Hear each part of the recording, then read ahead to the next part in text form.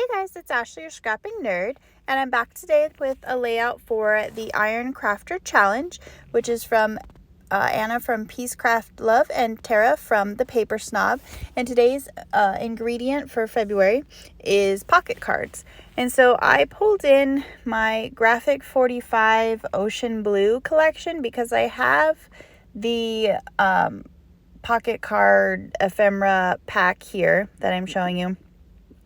And so when I thought of pocket cards, I mean, I have a million pocket cards, but I was like, oh, I want to use that collection. And then this is the sticker sheets I have from that. And these are some papers, and I pulled in papers that also had a cut aparts because I needed a couple more vertical pocket cards than what I had in that ephemera pack. And you saw I did pull in some seaside greetings from Craft O'Clock, the little ephemera bits that you fussy cut out yourself. I did pull those in, but I ended up not using them. I actually didn't use very much ephemera on this page because the pocket cards were really busy. And so it was new for me to not just pack so much of my little ephemera things on this page, but I got a lot of these pocket cards for this collection used up. So I really like this. And if you don't know, the Iron Crafter Challenge is on the third Friday of every month, and there's always a mystery ingredient, and it's just a way to get you to use your stash. And there's a playlist, so you can click on that and see everyone that's hopping along and see what they are doing with their pocket cards this month and get some amazing ideas to use those up, because I know we all have so many of those. But so I pulled in this seashell kind of tan paper as my background paper, and I pulled in the pocket cards from the ephemera pack, and then you saw I cut out 2 from the cut aparts page as well. And so I had this idea of having the pocket cards kind of be down the left side of the page, and I'm going to add dimension to them. But first I wanted to take my chipped sapphire Distress Oxide and ink all of the edges.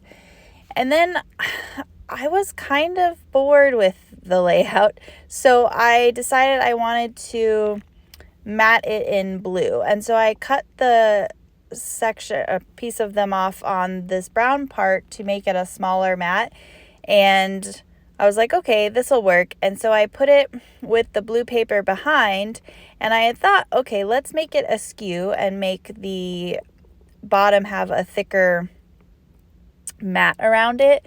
So I tried that, and it's so hard for me. I swear I have some OCD. I just want things to be in the center, and every time I'm like, okay, let's do something else, let's make it a little off skew, or things aren't even, it'll be okay, and then I never keep it that way. So I'm like, okay, yes, this is working. It's a little off center of the page, and I like it.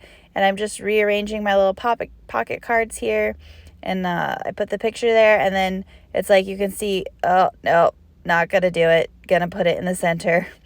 And so then I thought my mat was kind of big with it being in the center, and I thought it didn't really stand out enough, so I just pulled in a white 12 by 12, and it's actually the thin white. I think it's probably just one of those papers you get when you buy an album, and it comes with the white papers in there, because it's just this very thin piece, because I didn't want the page to get too thick. And so I'm going to matte the brown seashell paper in white to help it stand out from the dark blue paper that I put in the background. And this also helps to kind of close that gap in, because I thought once I cut the brown paper, seashell paper, that I thought it was too thick of a mat. And so I'm really liking how that's looking. And so I got that all kind of glued down. And then this picture is one of our wedding photos, and it's this little sign the photographer had that said "Just Married." And so I wanted to and I've done some other ones, there was different poses and everything, and this is the last one of the Just Married ones. And I wanted it to kind of fit in a little bit like it's a pocket card. And so I used that scrap paper from the Graphic 45 Ocean Blue that I had. And I thought I was going to use the dark blue, but I liked the lighter blue to frame it in there. And I'm pulling back in my pocket cards. I, of course, mess with these a lot, but you can see that they kind of take up a lot of the space on the page, and there makes it a little bit busy with the background. So this is why I didn't have very much ephemera in the end. But I wanted to take a couple of the pocket cards and pop them up on foam. And so I just pulled in my foam here, and I'm also going to pop up the entire square of the seashell paper. And so I'm getting my foam cut here, and you know, I bought this foam, and usually I buy the foam that's adhesive on one side, and I thought this was adhesive on one side when I purchased it. So I bought it, I got it home, I took it out of the package, I put it in with my other foam, and then it's not adhesive.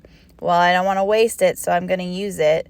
But unfortunately, because it's not adhesive and I have to glue both parts of the foam, it kind of makes it wrinkly. And so I always just stick it under my glass mat and let it flatten out with the page and the foam, and it just helps to kind of keep things flat because it doesn't have that adhesive and the glue kind of makes it curl.